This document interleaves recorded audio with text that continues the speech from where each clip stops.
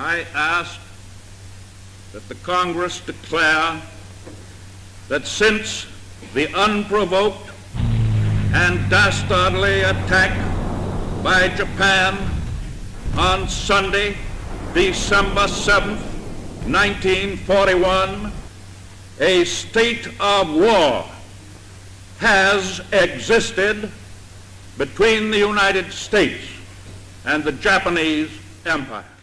On December 8, 1941, only a few hours after the attacks on Pearl Harbor, Japan began their attacks on the Philippines and focused on the American headquarters in Manila.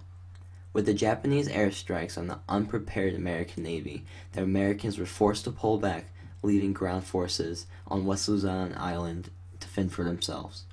These troops were low on food, ammunition, and morale, and some were dying from lack of nourishment.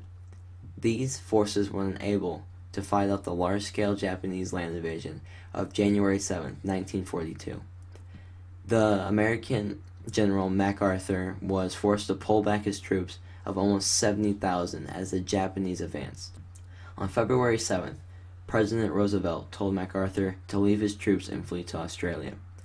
General Edward P. King took control of the 70,000 men and continued to retreat further into the Bataan Peninsula, where they were forced to surrender to the Japanese forces. Japanese General General Homma came in to transport the captives to a camp in San Fernando. But the Japanese did not have enough trucks to facilitate that kind of trip. Thus began the 65-mile march to San Fernando.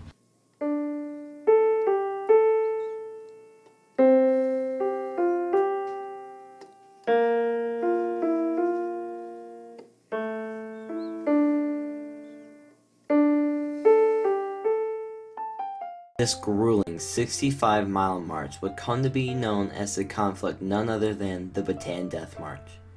During this march, men and women alike were forced to suffer through hellish conditions. One of the problems on the march was that right after the march started, one man fell down, he couldn't walk any further, and the Japanese came up and shot him. And so almost from the very beginning, we were able to see that if you fell down, you died. If you stopped walking, you died. And I think from knowing that, I think the only thing we were thinking as we marched was, what can we do to stay alive?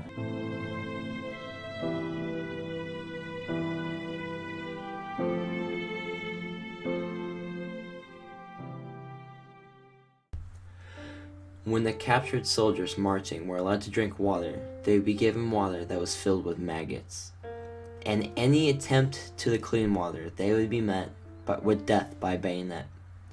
If the captives were allowed rest from the march, they were forced to sit on burning hot pavement. The inhumane practices didn't stop there, however.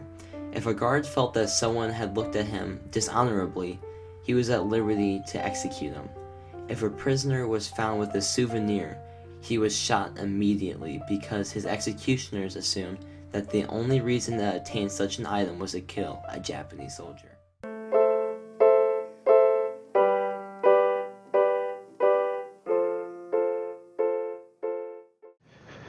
In mid-September 1945, shortly after the Japanese surrendered their position in World War II, American forces were able to capture General Homma and transfer him to Manila to await trial.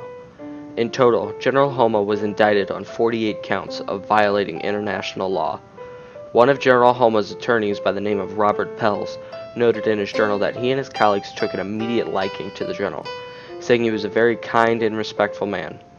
At the trial, General Homma pled not guilty to all the charges, stating he had no knowledge of the Bataan Death March even existed until a few hours before he was arrested by American troops. After many failed attempts to persuade the court that General Homma had no idea of the march, the prosecution began to question the responsibility of a great leader in knowing the whereabouts of his troops and any actions they are taking.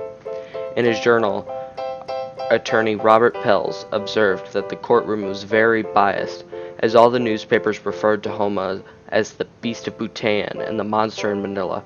General Homma also felt that everyone in the room was out to get him. General MacArthur, who formerly lost the Battle of Bataan to the defendant, was now presiding over General Homma's trial. Having General MacArthur as the judge on this case, led to even more biased opinions. Homma's legal team immediately took action after receiving this news in an attempt to have this case dismissed, as it was a conflict of interest given the two generals had fought against each other in the battle being litigated. His lawyers were unsuccessful in their attempt, as the accusation was shut down as they began to argue for it. In the wake of this first major objection, the second came, as General MacArthur stated that due to the lack of sound evidence, hearsay and circumstantial evidence would be considered admissible and true. January 1946 gave way to repeated and ongoing testimony from the survivors of the Bataan Death March. Each testimony described the horrible conditions and punishments that included, but were not limited to, beheadings, rapes, and even burials of soldiers while still living. Each of these testimonies served as another blow to the defense of General Homma, with each one gaining more sympathy for the survivors and creating a snowball effect that devastated the defense's case. On January 10th, the most damning testimony yet was given by a surviving soldier named Jimmy. He acknowledged the same horrible conditions that were heard during previous testimonies, but he revealed a new detail, claiming that he witnessed General Homma at the scene riding an official car. This information, if believed to be true, would be worse than all the other testimonies combined, and would dismantle the defense's entire argument that General Homma was unaware of any of his troops' activities. In early February, the defense team was finally able to put their first witness on the stand. The defense witness was a former Army officer who said that General Homma repeatedly ordered his subordinates to treat the prisoners according to international law. The officer also testified that from February to July 1942, the general requested over 10 separate times for vast amounts of medical supplies and over 100,000 tons of rice to be given to the prisoners, but they received only 1/13 of that. The officer also claimed that within days of being at the camp, many Filipinos were freed, and that Homma had several plans to improve the conditions for the inmates. On February 11th, General Homma took the stand to testify on his own behalf. He began his testimony by explaining that Japanese generals do not get a choice in who becomes their officers or subordinates. He claimed to have received many court-martials against his troops for things such as theft or rape, and pointed out that with each case he would take the time to contact the family of the accused as a way of shaming them. Homma stated that he was indeed driven along the route multiple times, but denied seeing any mistreatment from the Japanese soldiers to the prisoners. During final arguments, the prosecution ended with their statement, citing it was not possible for General Homma to be so oblivious as to what was happening less than 1,000 feet away from where his tent was. With this, the trial concluded, and the final verdict would be left up to the commission. On Monday, February 11th, the commission returned with their verdict. General Homma was found guilty on all 48 counts of breaking international law of war. General Homma was sentenced to death by musketry. The defense came to the conclusion that this sentence was an upgrade compared to death by hanging.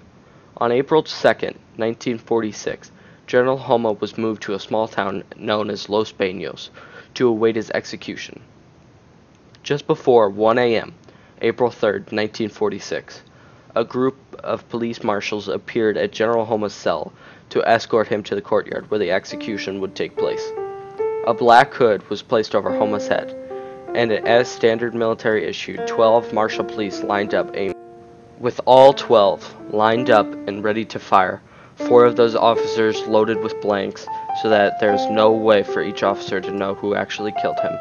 The order to fire was given.